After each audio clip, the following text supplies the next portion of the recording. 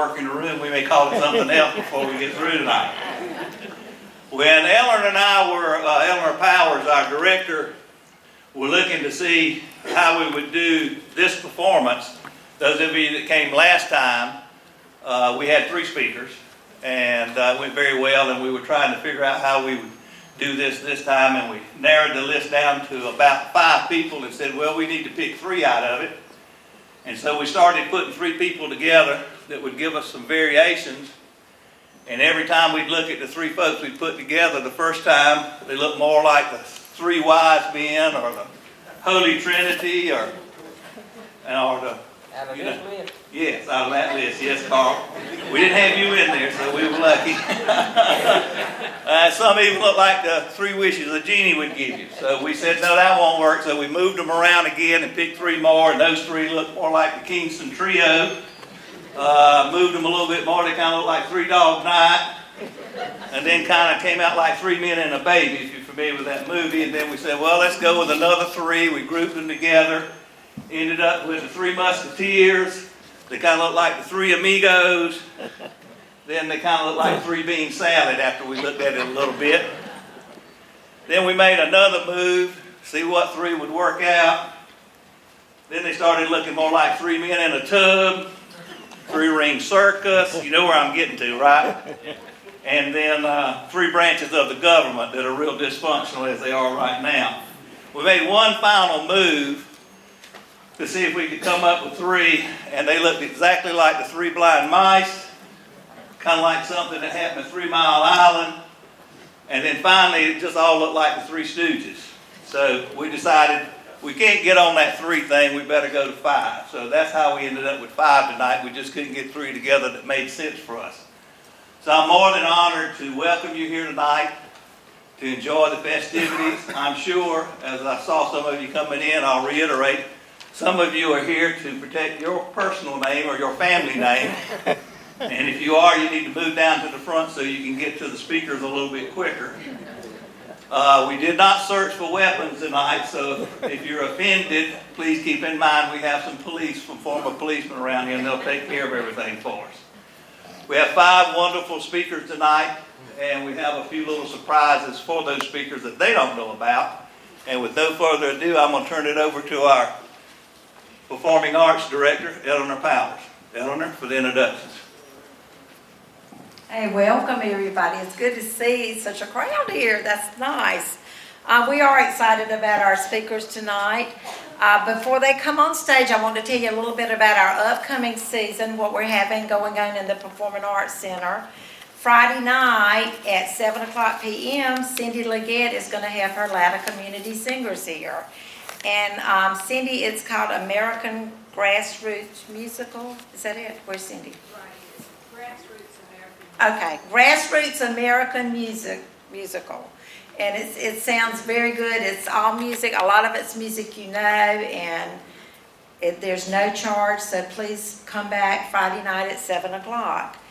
Then next week, next Thursday and Friday, the high school and the middle school is going to have their dance recital. That charges $3, but it goes directly to their program, so that's good. It helps them buy their costumes and everything. And then on Thursday, May 21st, we have the baccalaureate service here. A lot of you remember we had that one, and it's still going on, so that's still in the planning for that. We have lots of exciting plans coming up for the new season. We're keeping some of it under our hats right now, but we're really excited. We've got some good things planned. So I am so glad to have these gentlemen tonight, although Mike didn't want to be called gentleman, and maybe he'll tell us the story about gentlemen. It wasn't a typo on our part, but maybe we'll get that story. But we're glad to have y'all here. Y'all sit back and laugh a lot. We're glad you're here. We're going to start with, we do have a surprise for our speakers. And because everybody knows you, I'm not going to introduce you, okay? I mean, everybody knows everybody. That's why you're here, because there are people that you want to see and everything. But we're going to start with LaFawn Leggett, and I am going to ask Buzzy Finkley, who is our county councilman and also LaFawn's cousin, if he will come up and introduce LaFawn with a story about LaFawn.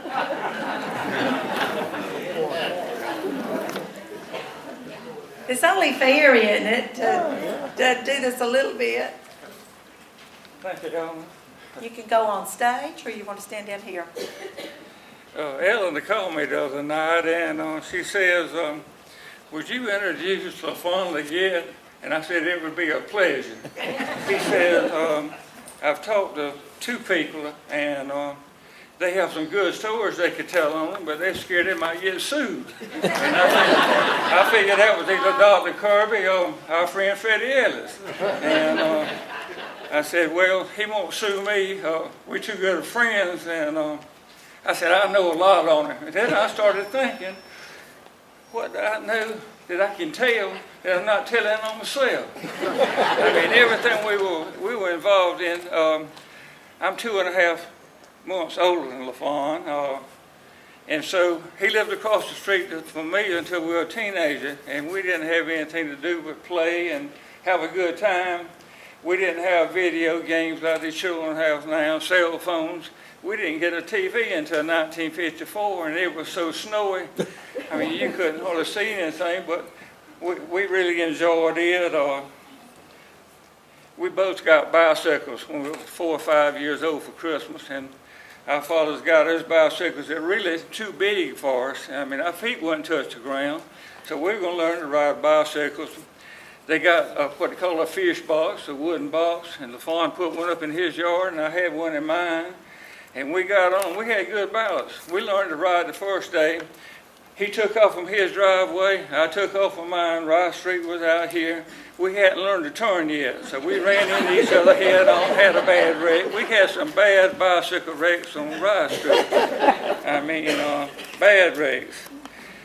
The only place we had to play was a big ditch behind my house, a canal. It went from behind my house all the way to Okie Point. And that's the most wonderful thing. We played in that ditch. We played war games. We dammed the ditch up. We caught tadpoles. I mean, that's what we did. We had for fun, and we learned a lot. Biology wasn't anything to us, so we started taking biology. We knew, everything that, could happen. And then we started playing war on the ditch bank. On this side was the south side of the ditch we lived on. The north side of the ditch, Corky Lane and Vic Bethea and Bob and Matt Gaddy lived on that side. And we would fight and back and forth and throw rocks and stuff. We had a wonderful time. LaFawn was lucky enough, he had two uncles that were colonels in the Army, and one of them was a colonel in the Marine Corps. And I think he was airborne too, so he gave LaFawn a parachute. You don't have to tell that, Buzz. It wasn't a big chute, it was a little chute that opens up, the parachute, and he walked around with that thing, and me and Marion Franklin, my cousin that lives across the street too, that played all the time, we wanted that parachute. He walked around, I got a parachute in the Army, I'm going to jump. And I said, no, we want to jump first. I said, no, I'm going to jump first. So about the second day, it was a pine tree, and there's several pine trees in the front yard. I'm talking that thing was that big around, no ladder on it. He climbed it. He got up to the first big V, it's 30 feet off the ground. Put that parachute on and jumped out. It opened up. He went right straight down and hit the ground, turned over. We thought both the legs were broken. He got up, shook it off, no sprains, no nothing. None of us wanted to jump from then on, and I don't think he used that parachute again. Then just through high school, what we did, we camped after every football game. We had a clubhouse on my farm, old one-room tenant house about to fall down. We'd go out there camping. We had our club, 5 or 6 boys would go out there every Friday night. We had our club, and we called them the LKMAs, the Latta Knights of Many Abilities. Our motto was KMA. I'm not going to tell you what that is. LaFawn might later on. Then later on in life, LaFawn went to Wofford College and did real well. He was in the SAE fraternity. he came back down to South Carolina while I was still going to school and took some graduate courses. His daddy had bought him a brand new Impala Chevrolet while he was at Walford. And while he was down in graduate school, while I was down there, somebody stole his car. And he reported to Columbia Police, and after about 2 weeks, nobody found his car, and we were worried about it, so we got out and started looking for it. We found the car in a bad part of Columbia. He had the keys to it. He cranked it up. I don't call that stealing it back because it was his car. We took it. And we came back, and we did all kind of good things. And then during that time, the Vietnam crisis and everything was going on, we decided to join the National Guard. I see General Allen back there. We called, he was a colonel at that time. We called him, we wanted to get in the National Guard.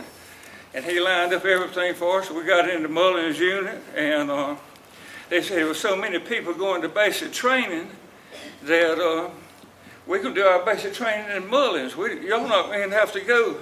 So we went down there every weekend for about a year and did basic training. We camped out. Then we went to summer camp. We said, well, we can go to summer camp with our unit. We got to summer camp. The first day, this training unit from North Carolina pulled up, Reserve Army. Said, you got to go through basic training. We went through 8 weeks of basic training in 2 weeks. Everything they do, and we didn't get 3 hours sleep a night. That's the worst thing I've ever been through.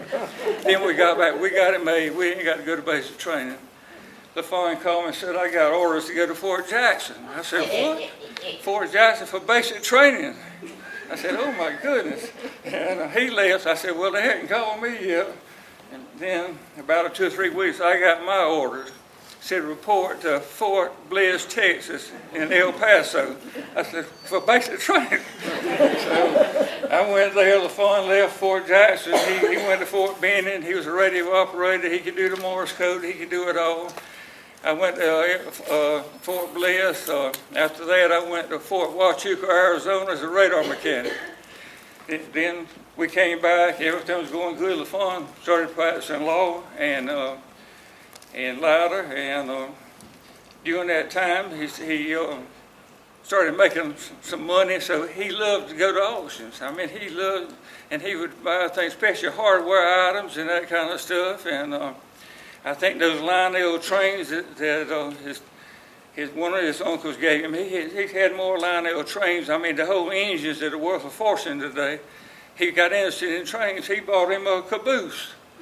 They brought it in on the track. It's sitting up there now behind the museum. He bought old Vidalia schoolhouse.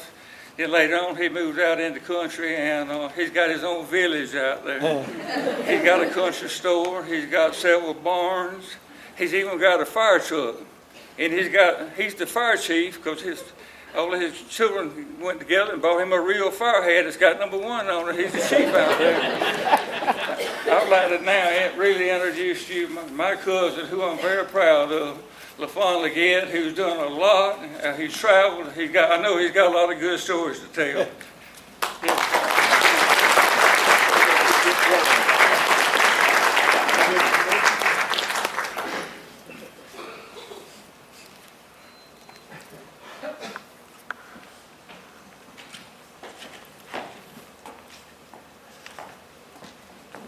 I didn't know you could see people. This thing's on, isn't it? I didn't know you could see people from up here. You can't when you're singing from up here, but you can when you're up here. I'm not sure how much time I got left. Miss Helen, you'll just have to tell me when time is up for me. I am no entertainer. I'm a lawyer. I like history. So let's talk a little bit about history. Did you know that every major city in the United States is on water? Either I'm not used to the stage, as you can tell. Either on a lake, or an ocean, or a river. And the reason for that was for transportation. people needed to move things from one place to another themselves. Turn it back on light and look at it. So first we had boats.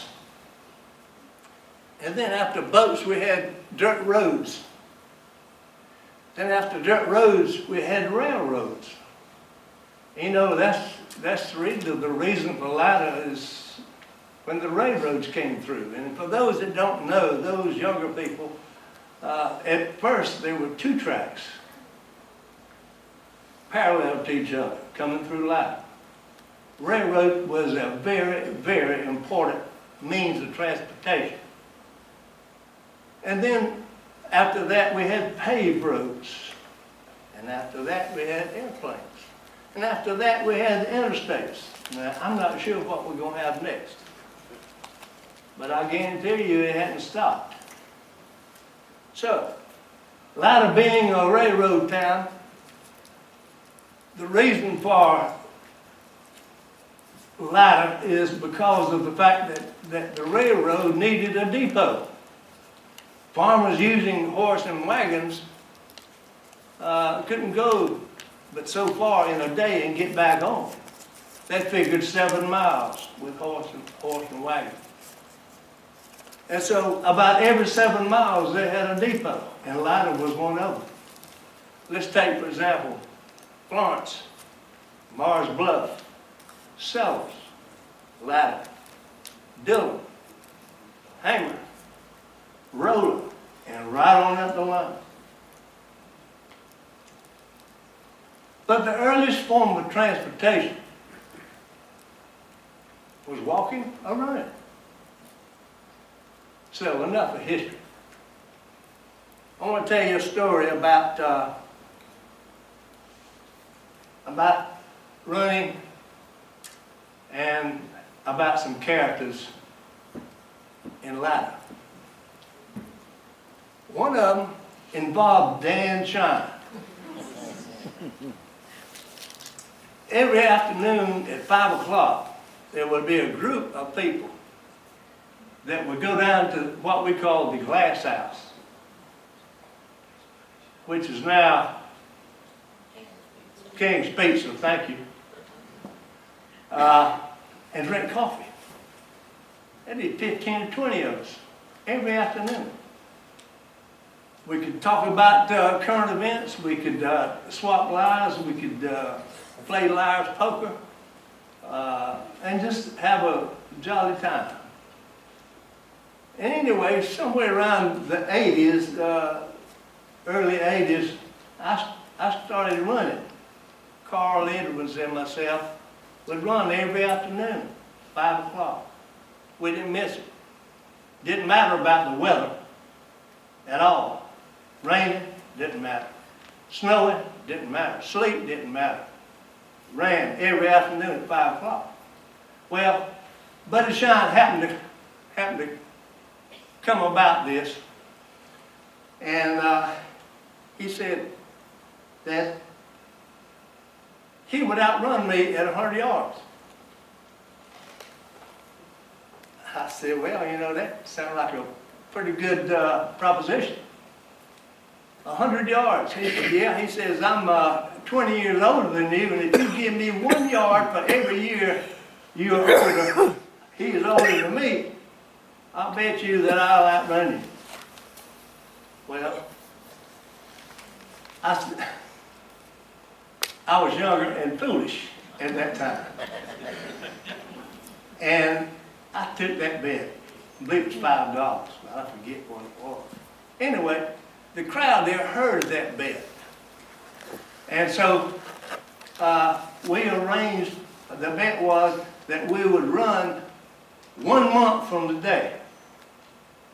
And so that's what we planned to do. And that 1 month was supposed to give everybody time for training. But I was running every day, so I figured I could do good. Well, 1 month came, and the place to run was going to be at the old football field in Latta. And word got around that there was gonna be a race up there. And you wouldn't believe the crowd that showed up. I mean, it was a crowd that showed up, and I decided I was gonna psych him out.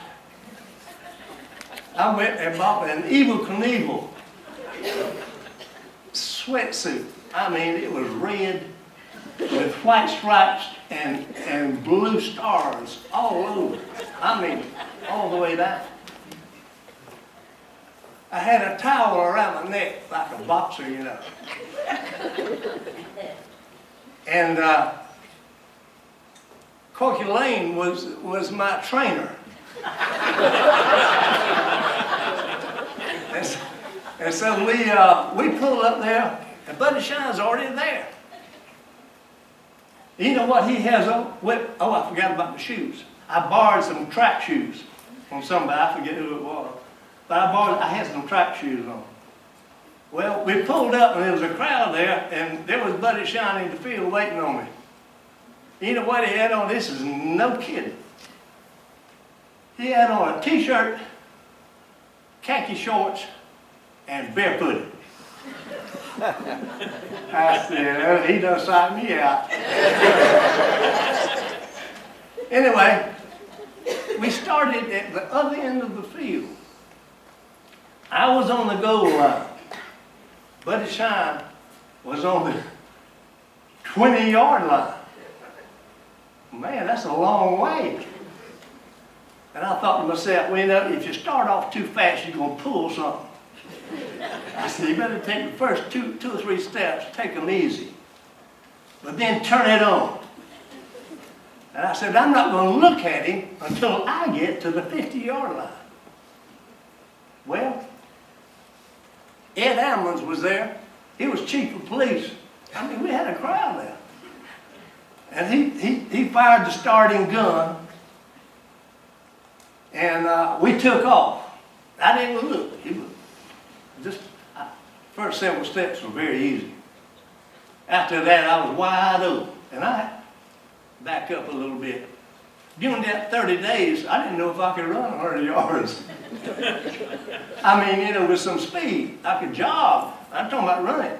So I went to the ball field myself and shaked it out and did some running, but I never turned it really on. I didn't turn on the afterburners.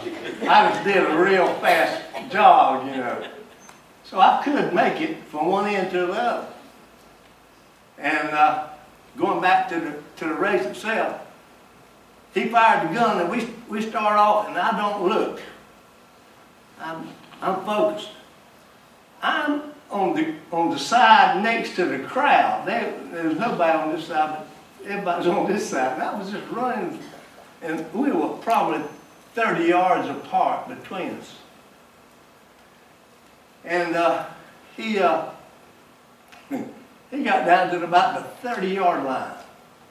And when I got to the 50, he was at the 30. He was still 20 yards ahead of me. I said, well, I'm going to lose this thing. And all of a sudden, he falls. And he doesn't fall straight over. He falls sideways and rolls about 5 or 10 yards. I mean, just like that. Well, I looked over at him, and I was still trying to make it. I looked over at him, and he was dazzled as to which way he was supposed to run. Everybody said, that way, that way, that way. And he was still dazzled. Anyway, I got close to the finish line, maybe something like this. And I couldn't stand it anymore. He was behind me, and I was going to win if I could get to there. And I fell forward and put my hand out and crossed the line. But that was something else. My next story I'd like to tell you about would be, Larry, if you'll put on number 1, please. You might recognize some of these people. Is it up there?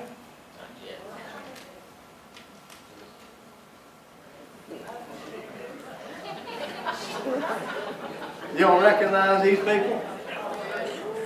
This was, I'm not sure of the year, probably around 1984 or 5. I will identify these people for you. The guy on the extreme left, as you look at it, is who? Ben Henry, absolutely. The next guy is Patrick. The next guy is Carl Evans. The next guy is me, and Ryan Pinkley, and Wallace Ellis. Now, somebody, I'm not sure, one of those people arranged for us to try a mini triathlon. Well, now, what that means is this. It means we'd have to swim 3/4 of a mile, jump out, put on some shoes, ride a bicycle 12 miles, and then throw your bicycle down and run 3 miles. Well, we had been down to Charleston to run the bridge run several times. And in that run, there were thousands of people. And we didn't get close to the starting line then, because you'd get run over. So we got back at the back, and so we just kind of took the time. It was a big party time in Charleston when we did that. But this was different. I bet you there weren't more than 100 people in this entire race. No more than 100. Now let me tell you what they gave you. When you signed up, they gave you one of these hats. They look like the swimming hats that the women used to wear. You remember those? And then they write your number on the top of it. And then they write a number on each shoulder. And so there were about 100, I'd say. The problem was this. The thing started at Lynch's River State Park, which has an Olympic pool, 8 lanes. Well, how's 100 people going to fit into 8 lanes? Well, we asked all sorts of questions. How are we going to do that? Well, they said every 8 seconds, somebody's going to tap the next person on the shoulder and they're supposed to go in. So that meant you're going to have a bunch of people in one lane. I said, well, how are you supposed to pass each other? Well, just stay on the right-hand side, let another guy come by. No problem. Except for the fact, well, suppose the guy in front of you is slow and you want to go around, what you going to do? Well, you pass it. You just pull out and you go around. Well, that sounded reasonable, not very practical, but looked reasonable. And Ryan Pinkley said after the thing was over, some guy ran over him 3 times. Now, some of the crazy things that happened with this thing was the training that went into it. See, we had to swim, we had to run, which we did anyway, and we had to ride a bicycle. Well, I didn't have a bicycle, so I didn't practice riding a bicycle. Except for one time I borrowed somebody's a bicycle and I rode with him. Wallace Sellers, in his automobile, figured out a 12-mile route that we could run on bicycles. And in this route was one house. Well, you know, there were a bunch of houses along at 12 miles, and a bunch of them had dogs. But one of them had a dog that everybody called No Bark. True story. I mean, everything I'm telling you is true. I can't vouch for these other fellows. But I'm telling you this because I know it. I know it to be true.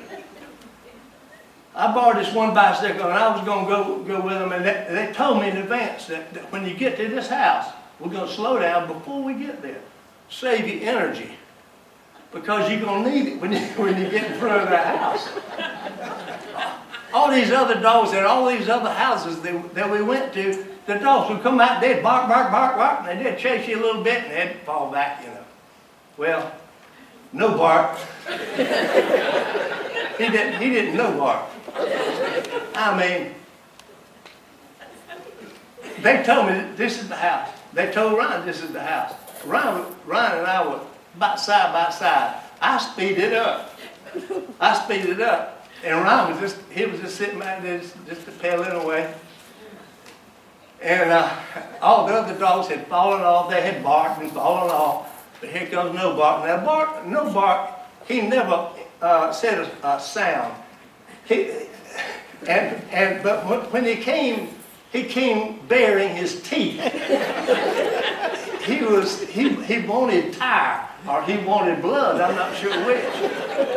But anyway, I looked back and Ryan was about as far behind me as that curtain there. And that dog was about half that distance from him. And he didn't know it. He was just a tail away. And I said, Ryan. And I pointed. He looked back and saw No Bark. He was down right. He was going then. But that was just part of the training. Other swimming training, we'd go out to Little Petey State Park, and they used to have a platform out there where you could swim out there and have a diving board. You could dive out there. I don't think you can do that anymore, but that's where we swam as far as training is concerned. Now, D. Tom Edwards, Carl's daddy, he would pick the bicycles up. I mean, we had a real good plan. He was going to pick the bicycles up at Scranton. That's where we left Lynch's River State Park. We went there, which was 12 miles to Scranton, and dropped the bicycles and started running. Well, let me tell you, when you ride a bicycle as fast as you can, I forgot to tell you about this other barred bicycle. It malfunctioned, and I had to have both hands on the left handlebar. Can you imagine? Can you imagine driving 12 miles with both hands on the left handlebar? Well, that's what I did anyway. So we swam a quarter mile, everybody taking their time. Ryan was the last one, I was talking with Mike earlier. He said, can you be sued for what you say up here? I said, sure you can if you don't say something that's not true. If you say something that's true, it's absolute defense. Well, Ryan was the last one out of the pool. And he had exerted himself so much that he went over to the fence and did his thing. And one of the little children that was left there was talking to his mother and says, Mama, look at that man over there. It was wild. Anyway, we finally got to Scranton, dropped the bicycles, and then we started running. Now, if you ought to try that sometime. It is a horrifying. I thought I'd never get to Lake City. See, we ran from Scranton to Lake City. It's only 3 miles. But when you feel like you're going backwards with every step, it's a long way. But finally we got there, and Ryan pulls up the rear with the police escort. I'm not sure. I'm sure. Quincy Smith met us at Country Cousins to eat dinner that day, and Quincy and Ryan and Wallace went to play golf. Well, I was just glad to get home to get rest. I mean, I was exhausted. I don't know how in the world they played that. And then I think it's my last story. I hope I'm not out of time. My last story would be the annual hunting trip to Santee. And I think Buzzy has mentioned something about that earlier. Every year, the Three Musketeers, as I call them, that is Tommy Squires, Sylvia Stoudemire, and Emory Edwards, were the Three Musketeers, and they orchestrated this trip. There'd be 6 or 7 boats going down to Santee duck hunting, always the day after Christmas. And we'd stay down there until New Year's Eve, where we had to be back in order to go to the New Year's Eve parties. But anyway, Seba was, and I know Seba was back there, Seba was the guide. He grew up close to Lake Marion and a little place called Lone Star. And we'd put in at a place called Low Fall Landing or Remini, and we would, I mean, this is an impressive sight to see six or seven boats in a row loaded with all sorts of paraphernalia, from tents to food to whatever you can think, to stay 4 or 5 days.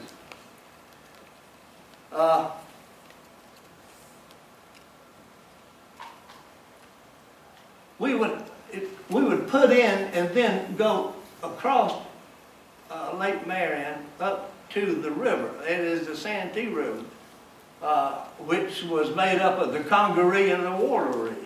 And there was a big swamp there. I want to tell you, a big swamp. You could get lost down there in no time. In fact, most of us did get lost at one time or another. But we generally got a little lost as opposed to be lost. But in order to get to this campsite that Seba knew about, was across Riser's Old Lake on a hill over there. And it's the only hill around there.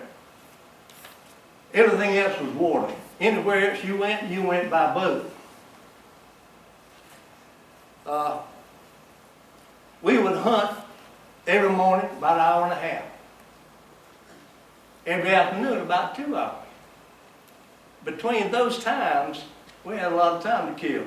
There was a lot going on, however, as you might imagine.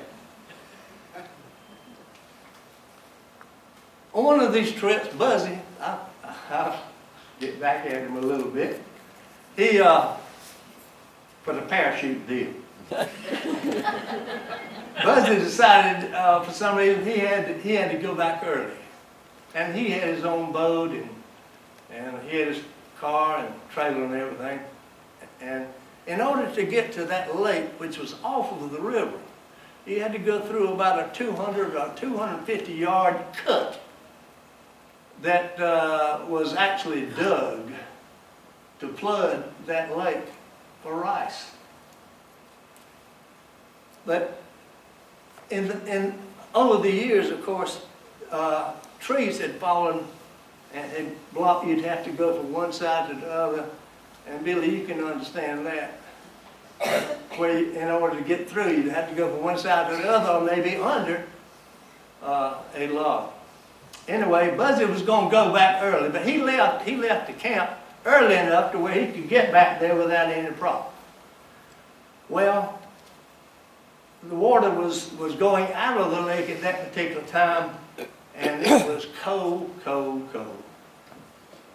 And Buzzy was trying to go through that cut, and he got his boat sideways, hit a log, flipped over. Soaking wet. I think all he saved at that time was his shotgun.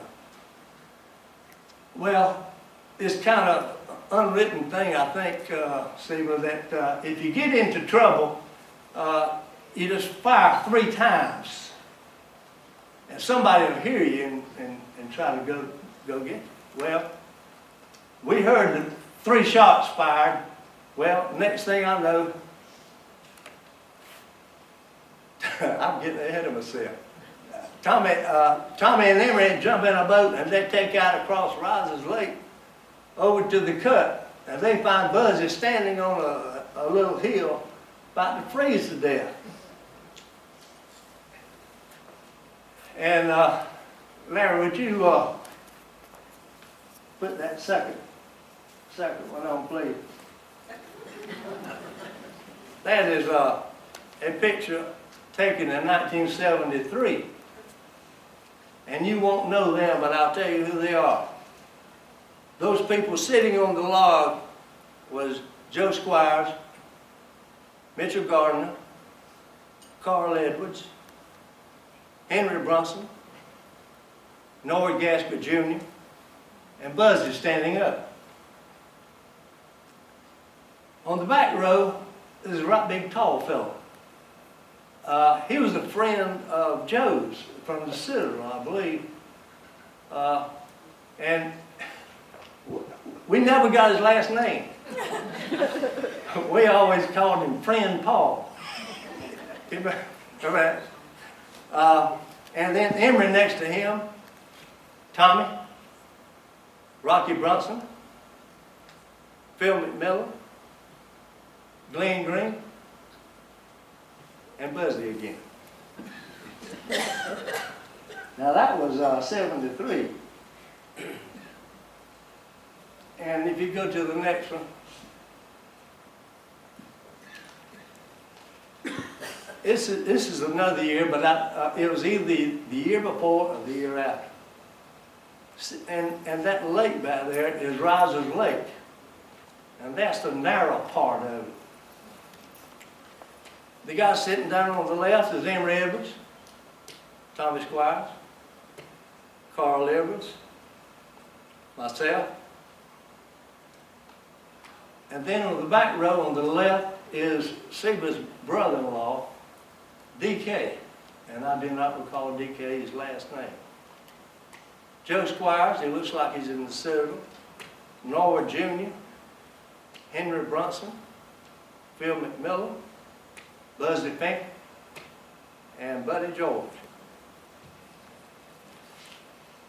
I'm not sure what year that was. And then, if you would give us that last one. I'm the last one. Thank you. Is the last one up there? Yeah, it's Okay. I took that picture when, after Emory and Tommy had gone to get Buzzy, they brought him back, and I took that picture as they were getting out of the boat. That's Tommy Squires on the left and Buzzy on the right. On the way back, Buzzy was about to freeze. He was just shaking, just shivering. I mean, just cold. And Tommy asked him if he wanted a cat head. And Buzzy didn't know what he was talking about. I'll leave it at that.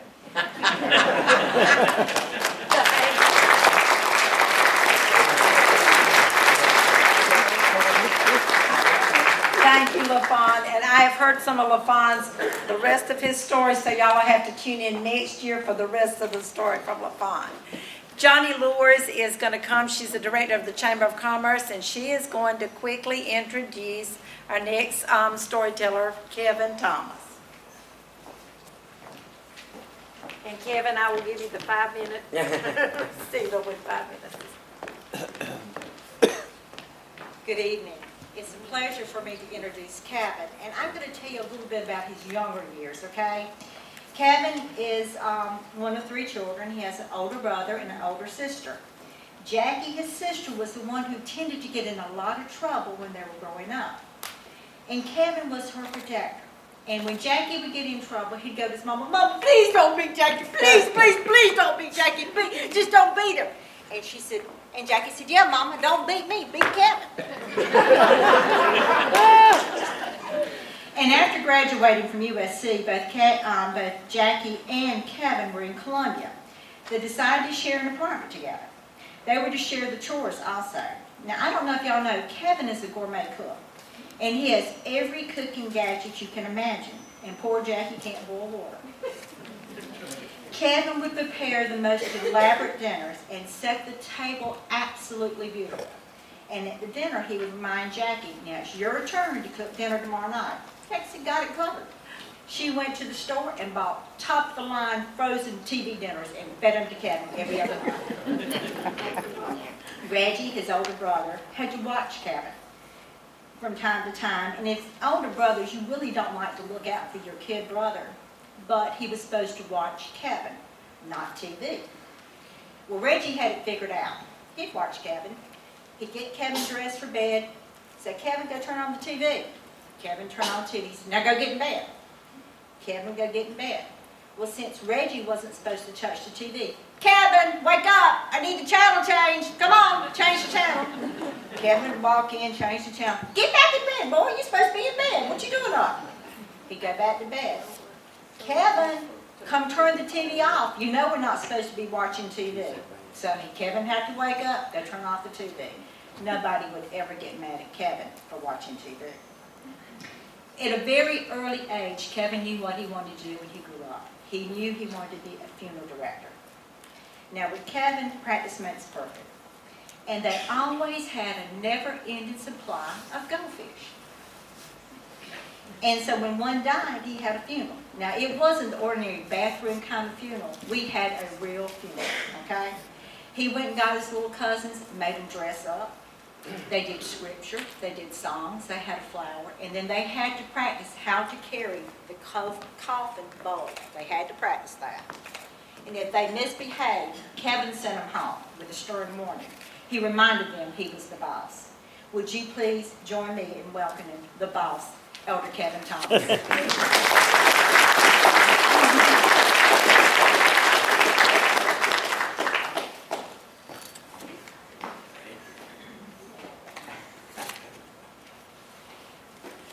Good evening. I guess to get was up here talking. It's about like sometimes when you're ministering and you're waiting for the choir to stop singing, and you just be fueled. Well, I'm not like him. I'm not really a comedian or anything like that. But I just want to tell you, since Johnny was telling you some of my little childhood that I had almost forgotten. But these are some characters that you may not have heard of, but some people that were influential in my life as a young boy. You know, some unsung heroes. You got a lot of people that are alive and living every day in your community, and as you grow up, they're there, then they pass away or they move away. And you don't really, nobody really talks about them, but they're there in your community and where you're living at. Well, I had one particular lady who was a neighbor, and her name was Miss Pearlie Mack, and she lived across the street from me. Miss Pearlie Mack was in the age that was before ADT. Because, I say before ADT, because Miss Pearlie Mack knew everything. She knew when you were home, when you were away, whatever you did, Miss Pearlie Mack knew about it. Miss Pearlie Mack was such, and she's a good person. She was nosy. Anybody grown has some nosy neighbors. Well, Miss Pearlie Mack was a nosy neighbor. She went to church with us. We went to St. Stephen's United Methodist Church. And my aunt Theo, that I get my scholarship away for, she was like Miss Pearlie's daughter in a sense. Well, one day, when I was young, my brother, he was a meanie. And so he had a little BB gun, he bought a little BB gun. So he was playing with the BB gun. Miss Pearlie lived across the street from us, and there was a house next door to that. And I was over there playing across the street at the tree. And so my brother was such a meanie, he always wanted to tease me. So he was aiming at the tree, but sometimes when he was aiming at the tree, he hit me. So I fell out. I was real dramatic when I was young. So I was all crying, falling out and everything. My mama came outside and she was wondering, what's going on? So I couldn't tell her because I was dramatic. I was just falling out because he shot me with the BB gun. Well, of course, Miss Pearlie Mack was on her porch. Miss Pearlie Mack started out her day with breakfast on the front porch because she wanted to know what the neighbor on the left, the neighbor down the street, she wanted to know what everybody was doing. You didn't need to go for the deal on her, just ask Miss Pearlie Mack. Because Miss Pearlie Mack knew what everybody was doing. She knew what time you got up, what time you came home for lunch, what time you left. Miss Pearlie Mack was there. So I'm hollering and everything. My mama come outside and she wanted to know what happened. So she said, well, she came inside and said, what's happening? What's going on? Oh, I'm hollering. All I can say is Reggie. And so, in the midst of me hollering Reggie, who was across the street? Miss Pearlie Mack. Miss Pearlie Mack told my mama that Reggie shot me with the BB gun. She said, well, he was aiming at the tree. My mom probably remember this. He was aiming at the tree, but he shot Kevin. So, I was thinking about Miss Pearlie Mack. Miss Pearlie Mack was the kind of neighbor that as you continue to grow up, and my Aunt Theo, she worked in college. She taught at Allen in South Carolina State. So her husband would come home, and since we lived next door, he would pick me up and take me. My parents didn't even know where I was. Like it was kidnapping or something back in the day. But he took me to pick her up from school. So nobody knew where Kevin was. My grandmother that lived next door, they didn't know where I was. Nobody knew where I was, but who knew where I was at? Miss Pearlie Mack. Miss Pearlie Mack was on time because Miss Pearlie Mack told my mother, Uncle James, he picked Kevin up, took him to Orangeburg and to pick up Theo. So that's the thing about it is, you didn't need ADT. Today everybody tries to protect their home. They put the signs out there so nobody will know. Don't come in my house because my house is protected. You know, sometimes they say, that's when the thief coming to get you. Because sometimes you may leave, you may not turn it on, or sometimes they just give you a sign to put in your yard to scare folks away. But this day and time, people aren't really afraid as much anymore. But good and behold, my neighbor, Miss Pearlie Mack, and so she told my mama that, my mother went off with my brother, and everything like that. But to have a neighbor like that today, you don't have to worry about ADT. Because she knew where she was doing and what she was doing. So as I got older, I love Miss Pearlie Mack, but as I got older, I started dating. And my mother-in-law went to this thing they used to call Dillonite. And so they were out of town. So, okay, I was dating. So I picked up my girlfriend. We was coming about, riding on home, riding everywhere. And we stopped back by my house. Well, I ain't know Miss Pearlie Mack was still on our porch. So she must have been went in the house. Because I wasn't even supposed to be driving. But I'm young. I went and picked my girlfriend up. We coming back home. And so everything was good. We left. Everything was good. When my mama got back from Dillonite, what did this Pearlie Mack do? Kevin was in the house. Kevin was in the house. He had somebody in there with him. So I got grounded because Miss Pearlie Mack was on her job. Well, one thing about Miss Pearlie Mack, so she realized I got upset with her because of that, but she used to love to cook too. So she used to know what $1 million pie is. Y'all made $1 million pie? Okay, she was very, very good at cooking those pies. So with Miss Pearlie Mack, she called me over to her house, trying to show me some love, and she gave me one of those $1 million pies, and it was good. But I said one thing about her, she didn't go anywhere because she was kind of her legs was kind of bothering and everything. But one thing about Miss Pearlie Mack watched out for the neighborhood. My grandmother worked at the school, so she knew what time my grandmother went to work, and she knew what time she came, what time she left. So it's good to know like that. And I just want to tell you about Miss Pearlie Mack because she was one of the unsung heroes who protected the neighborhood. And nobody really never gave her credit. But she was protecting your home. She was protecting your children. And she was telling you when your children was good and bad. So when it's time for Santa Claus, Santa Claus, all he had to do was call Miss Pearlie. And Miss Pearlie would tell Santa Claus exactly who was good and who was bad. But I thank goodness for Miss Pearlie because my mama told my brother up. My mother didn't play when I was little. My mother, you hear my mother, she would tell you to do something and you wouldn't do it. Boy, you hear her walking down the hallway. I started hollering before she even got to me. So she even had to do much to me because I was already hollering. But one thing about it, Miss Pearlie Mack was on her job. And another good lady that I liked when I was growing up. Oh, let me back up. Talk about my time I worked in tobacco. So, everybody bragging about working in tobacco and how it is working in the tobacco field. And I said, yeah, I worked in tobacco too. I knew this man named Mr. Irvin Bethea. He had this farm in the Skillet. And first he started picking my sister and my brother up and taking them out there to the Skillet to work in tobacco. So when people start talking about tobacco, oh yeah, I worked in tobacco. I was out there working all day, early in the morning, go to daybreak, getting up there cropping that tobacco. What I did was pick leaves. So I picked up leaves in the barn so I could sound like I did some work. I would tell everybody, yeah, I cropped tobacco. I was out there cropping tobacco. But you want to think about it is, it gave me the experience to work on a farm because every morning about 5 o'clock he was taking Jackie and Reggie, picking them up, taking them out there to that farm and crop tobacco. So I wanted to go. I said, hey, I can do that. I'm going out there and crop some tobacco. So when I got out there, all I could do was pick leaves. When they doing on the stick and everything like that, I was out there doing that. But that's another unsung hero. He had a farm out there in the Skillet where he used to have the Skillet Fair. But he was a farmer, he worked in the church again. He's from St. Stephen. You ever heard of St. Stephen United Methodist Church? Some St. Stephen folks. A lot of these people went to St. Stephen's.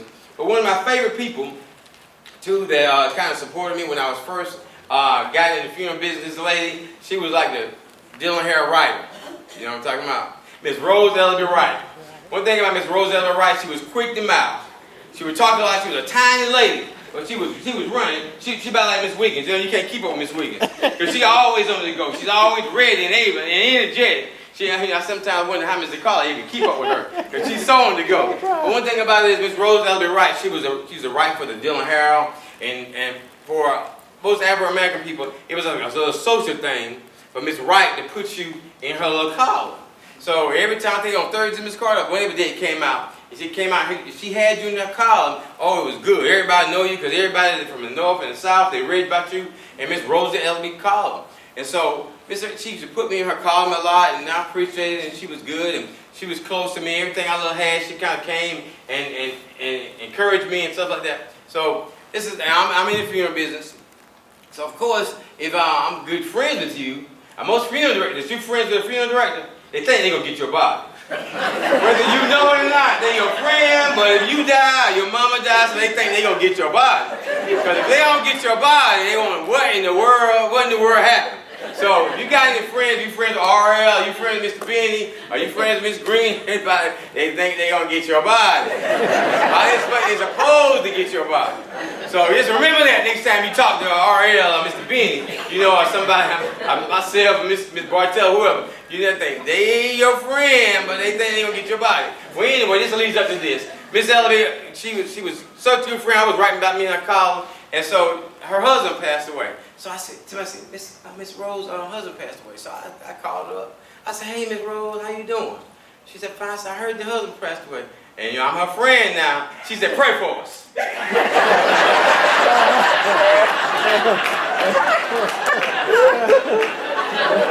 I said, okay. I guess I missed that one.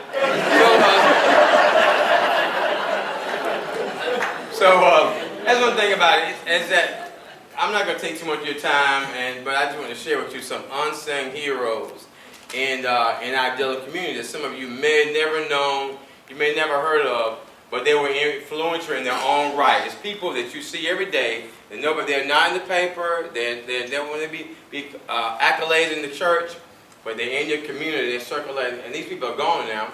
But I did bury Miss Pearlie Mack now, so she was my friend for nothing.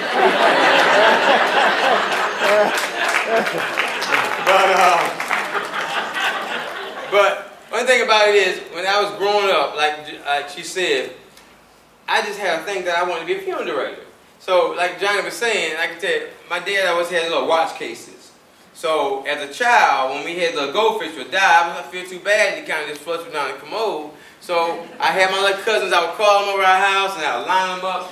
And we were about 10 or 12, and some of them were 8 and 6.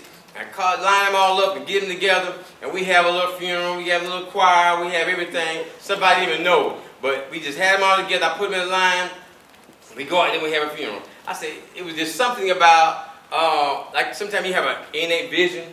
It's inside, it's never really spoken, or it's just something that you grow into. So that's what we did, and some of that stuff I forgot about all the little things, but they can remember that today, how I had them in line. I guess I've always been a leader, because I was always kind of being in charge.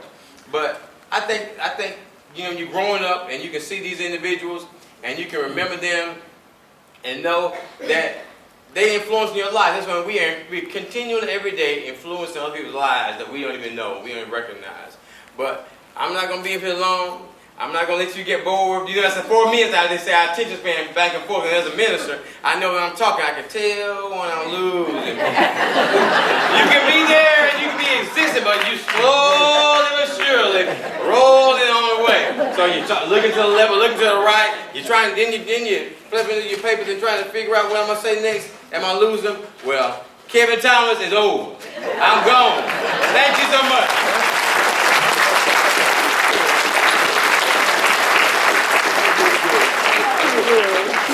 Thank you, Kevin.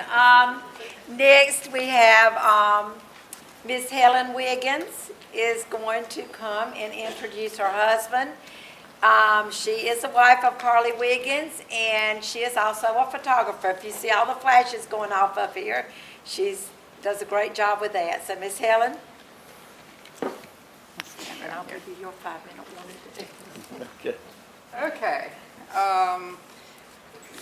Carly and I have only been married for probably about 12, 13 years, so I really don't have a whole lot, but I listen to his memories. I like to record him when he's talking about the old days, growing up, when he lived on he was born and raised on the Bethea plantation out on Free State's what it's called now, the Higgins Road. Back then it was just route, you know. And then, but the little dirt road in front of that was where he was living with about a dozen other houses there, tenant farmers. But the thing about it is, Carly was an only child, so his dad was just a blacksmith there. But he told me the story, a lot of stories, but one of them really sticks out, and a lot of you will remember this. October the 15th, 1954, Carly got up as usual and walked half a mile to his bus stop. He went to school in Latta. And the bus, he stood there at this abandoned house that Mr. Bethea kept hay in for the horses and stuff like that. And he waited, and the bus never came. But then the sky started turning real dark, and stuff started happening. And he got real scared. So he started running back to the house. The bus was not coming.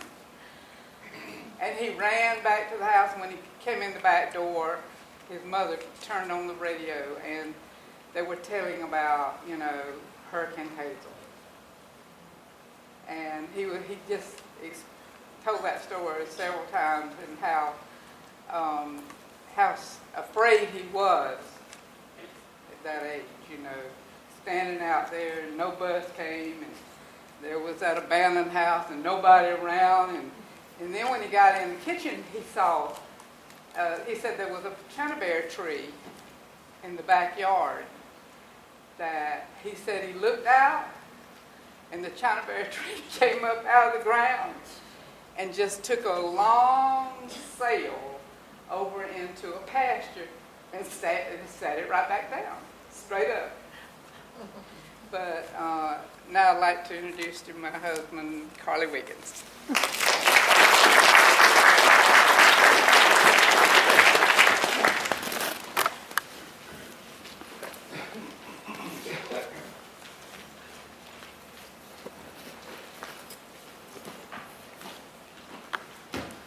Well, I can't think of anybody I'd rather have introduced me than that woman stood right there. All right.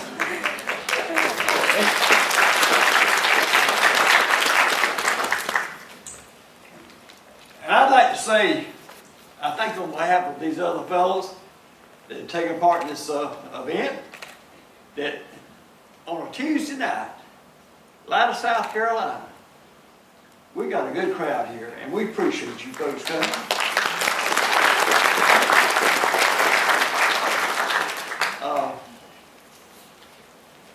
And to have such a beautiful facility that we have here at the Ellis Performing Arts Center, that we can have events, shows, and so forth, I think it's a great thing.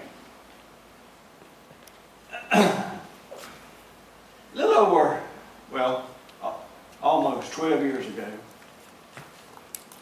I got the foolish notion in my mind that I wanted to write a newspaper article.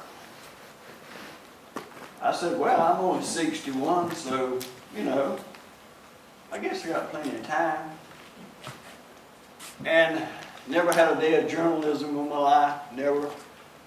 My only degree I have is from UH, University of Hard Knocks. But anyway, I wrote the article called Dying Breed, about a little country store that was closing its doors for the last time. And it brought back so many memories of the day when the country store, you know, was so prevalent because people didn't have means of transportation to go into town and so forth, so they shopped at the country store. Well, anyway, the Dillon Herald was so good to print the article, and paper came out, hit the street, and that night I think I got a couple of phone calls from friends. They said, Carly, we didn't know you were a writer. I said, I didn't know I was either. And they encouraged me, you know, said, we can relate to this. We can understand it. We can relate to this. You should be doing more. So, next day I ran into some people on the street, maybe at the post office or whatever. They told me the same thing. Well, I thought they were just being nice. And sometimes I think people still being nice. But anyway, I thought about it. I said, well, I guess I'll try another one, you know. And I wrote another one and another one. And today's paper came out, and that was number 582.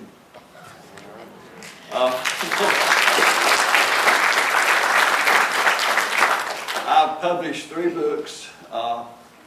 By the way,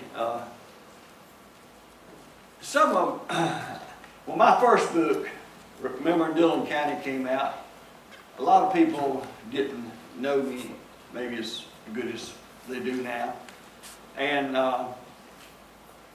the book sold out, or so I thought. And I was talking with the publisher the other day and asked them, had they, because a lot of people said, we sure would like to have that first book. You know, we got the last 2, we'd like to have the first one. And they said, well, Mr. Wiggins, we have found 11 copies. And I've got that Remembering Dillon County, which really has more history. And the story I'm going to tell you tonight is a chapter in this book. More history in it than perhaps the other 2. Hidden history is about things maybe you never heard tell of. Deliverance from Evil is about some pretty evil people.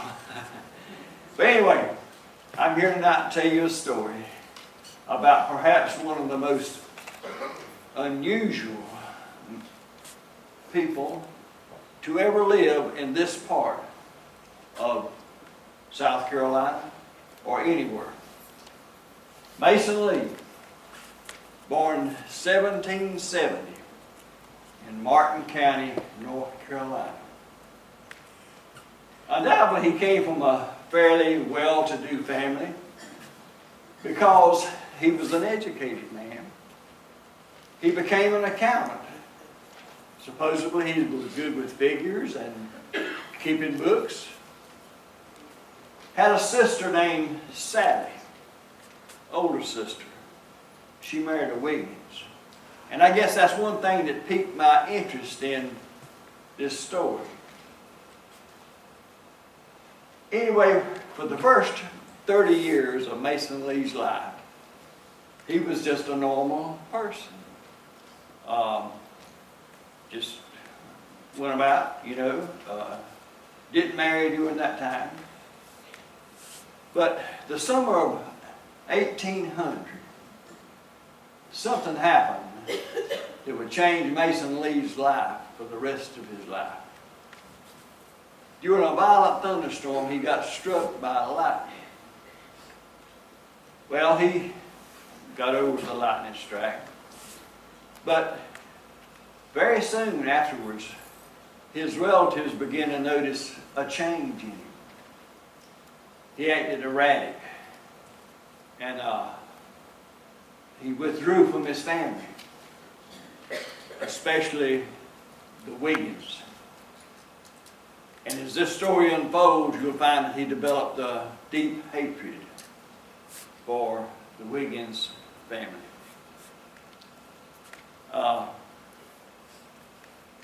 He decided to leave North Carolina, basically to get away from his kinfolk.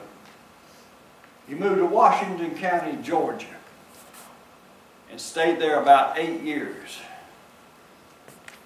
I have not been able to find what he did while he was in the state of Georgia. But sometime near his departure, he either got in an argument or a fight, and he killed a man. So he fled the state of Georgia to avoid prosecution. And he wound up on the Great Pee River near the little community of Brownsville. Of course, that was many years before Dillon was a county, and Marlboro was spelled differently back then. He bought 50 acres of land. And he built a house. One room, no windows, only one door, and the front door was so small that he had to bend over to go in the door. The only furniture he had in the house was an old trunk that he used as a dining table, and I guess maybe a chair. His bed was a hollow gum log. Now your thoughts would be, well, now this man was really poor. If you ever want to see his bed, and you're in Venice,ville on a day that the museum is open, it's on display there, it's worth your time. Or there's a picture of it in Remembering Dillon County. To say the least, Mason Lee had changed into a strange person. And during the time that he would live in this area, or in Marlborough County, he would lead a dark, haunted, strange life. He made his own clothes. Didn't use any buttons. He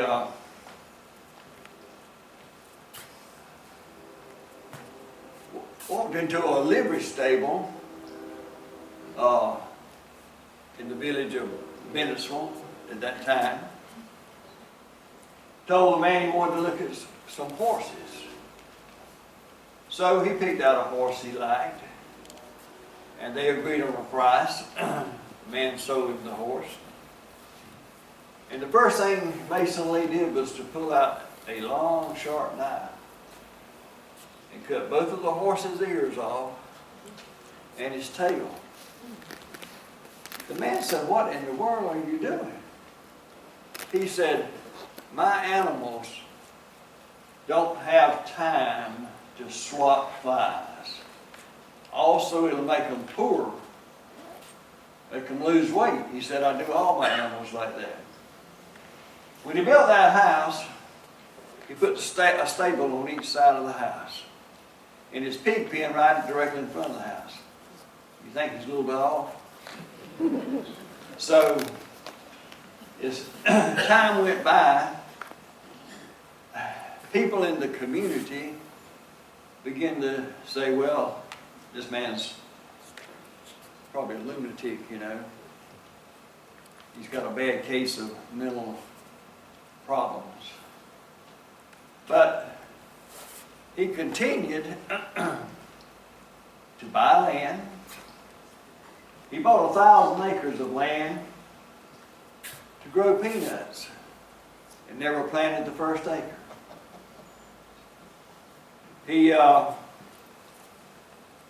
sold a man a parcel of land for several $1,000s and gave him 17 years to pay the money back. And he told him that if he was not satisfied after the 17 years, he wouldn't owe him a dime. Getting back to his home life, he owned one cook pot, and he only ate boar and bull meat. You folks know what I'm talking about. They had not been taken care of. And since he had no silverware, and he used the same pot to eat out of, since he had no silverware, he ate with a fork and stick. He never married, but while in that area, he had an affair with a woman, name unknown, and she bore him a set of twins. One of them he claimed and one he didn't. And the reason being, one crawled over the fence and one crawled under the fence. As time went by, Mason Lee became possessed with spirits and demons. His mind was just, I guess you might say, getting worse and worse. He had 14 swords, custom made, to fight off the demons and spirits with. Getting a little bit ahead of the story, he would not let a woman come in his house because he said all women were witches. And he was convinced that the Wigginses was casting spells on him.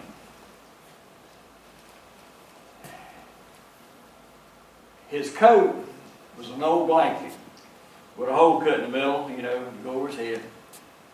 Had a hat, cut a hole in one side, cut a hole in the other side. He said, if the devil goes in this side, I can knock him out the other side. He cut the heels off his shoes, said if the devil got in his feet, he'd just kick him out. He became convinced that the Wiggins had become lodged in his teeth. He pulled 14 perfectly good teeth to get rid of the Wiggins.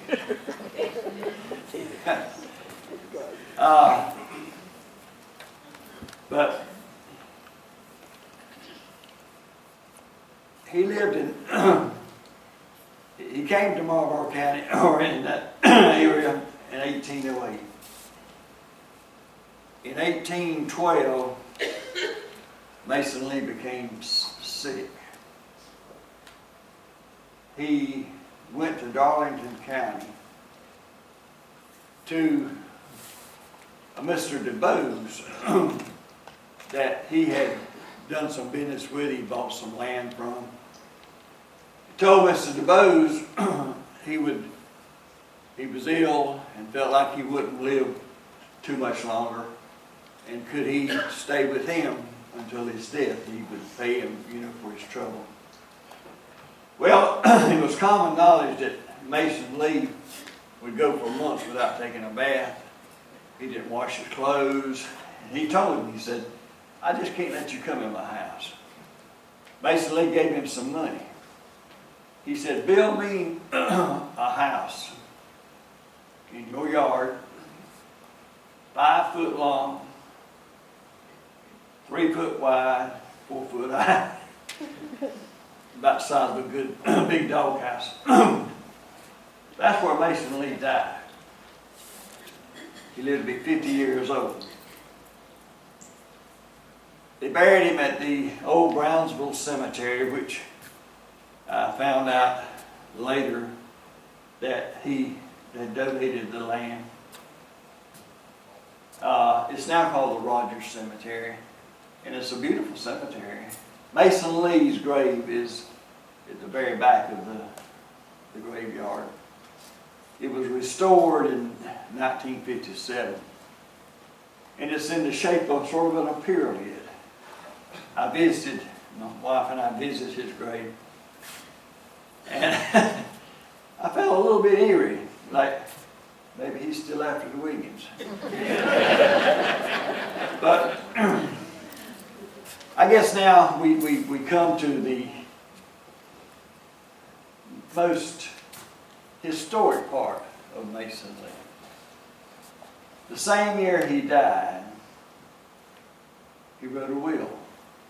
And the will is what he became famous for.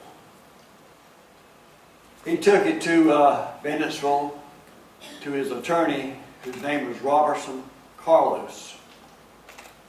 Told him to document the will. And the will stated, oh, by the way, when the man passed away, everybody thought he was a tramp, crazy, lunatic, whatever. He owned 19,000 acres of land worth $50,000 in this day and time. It was a fortune. But when he wrote his will, he left half of his estate to the state of South Carolina. He left the other half to Tennessee. Not only had he never been to Tennessee, he didn't know anybody. So, but he wrote the will and turned it over to his attorney, Robertson Carlos. And I have a copy of the will, not the original will, of course. And in the will it says, as long as trees grow and rivers run, no Wiggins will ever get any of my money.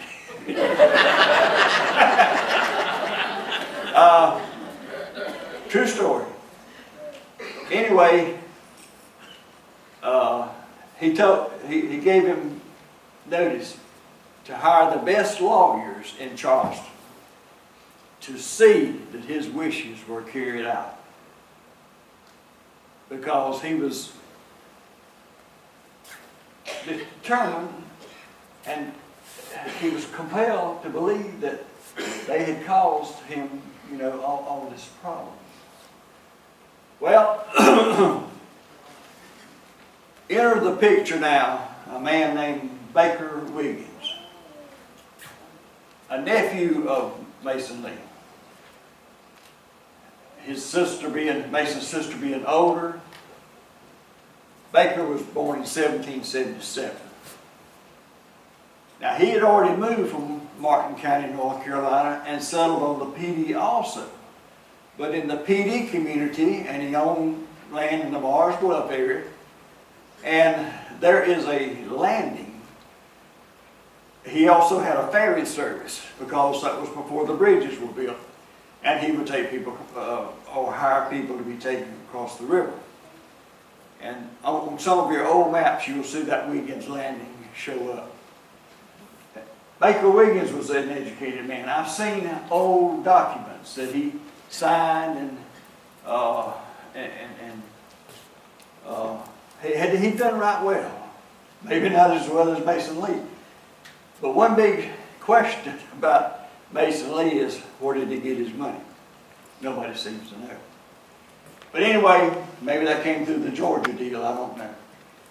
But anyway, Baker Wiggins and the heirs of Mason Lee challenged the will in court on the grounds of mental capacity. They said he was out of his mind, he didn't know what he was doing, and that they should get their rightful share of his estate. Well, it came to trial, first came to trial in June of 1823. That's when the courthouse, Marlborough County Courthouse, was still on the river. The trial was adjourned to the new courthouse. They were soon to finish over that in downtown Benniston. And a lot of people testified for the heirs. A lot of people testified for Mason Lee.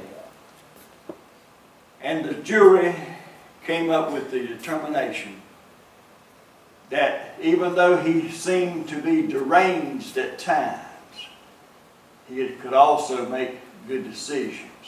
And I think they were also looking at the fact that he was so prosperous. The Wigginses took it to the South Carolina Supreme Court. The South Carolina Supreme Court also upheld the will. Robertson Carlos, the executor of Mason Lee's will, died. And they named another executor. A man named James R. Irwin, who represented the Wiggins and Taylor families. There was also some Taylors involved in this. During the trials, this thing stayed in the courts about 10 years. Was also a state senator in the legislature. He introduced a bill in the South Carolina state legislature to have the will overturned. Now, I don't understand the law like some of you fellows do, but anyway, it was. They passed a bill to overturn the will. And they awarded half of the South Carolina money, which would have been $25,000 or whatever, to the state asylum for the mentally insane. That left the heirs with the other half. Nobody seemed to know what happened to money to Tennessee. They probably said, you know, this just fell out of the air, we ain't giving it back. But make a long story, it goes on. Oh, by the way, if you ever are in that area, beside the Rogers Cemetery is a historical marker. And I just want to read you what the marker says because I can't remember it right offhand without doing so. Bear with me just a moment. Grave of Mason Lee, a wealthy PD planner, known for his eccentrics. He believed all women were witches and that his kinsmen wished him dead to inherit his property. He felt they used supernatural agents to bewitch him and went to great extremes to avoid these supposed powers.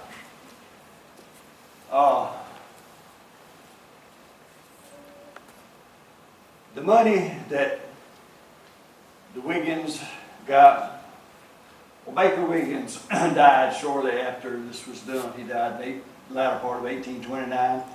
His son, Rix B. Wiggins, was named the executor. But the story says that the litigation cost for all those many years and some wastefulness by the last executor, pretty soon the money was gone, what little bit that was left. And a man named Robert Campbell, who was in Congress of Marlborough County, wound up with that estate. Some of these attorneys Mike could tell you more, but according to what I read in research, this will has been taught all over the country and maybe the world for nearly 200 years on the grounds of mental capacity. And I have talked with some attorneys that said yes, they had a course or whatever on that. But in the long run, I guess you would say Mason Lee's wishes were carried out. Because, you know, they didn't get the money. And I guess the real question, was he really insane or was he a natural born genius? Thank you.